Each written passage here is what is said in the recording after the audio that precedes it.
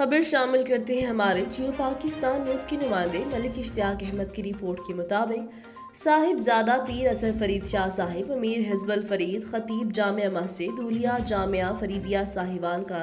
दुनिया इस्लाम के अजीम दीनी दरसगाह जामिया फरीदिया साहिवाल के शोबा अल मंजूर इस्लामिक सेंटर साहिवाल का दौरा ठेकेदार अब्दुल कदीर की दावत पर आपने विजिट किया और तामीराती कामों का जायजा भी लिया। आपने विजिट के बाद बताया कि किबला बाबा जी पीर अबुल नसर मंजूर अहमद शाह साहिब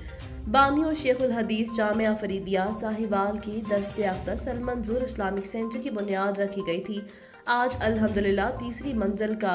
लेंटर भी पाया तकमील तक पहुंच गया, जिस पर 3.5 करोड़ से ज़्यादा खर्च आ चुका है और मज़ीद तामीराती काम जारी है। आपने फरमाया, हम बाबा जी की इस निशानी को हर हाल में पाया तकमील तक पहुँचाएंगे।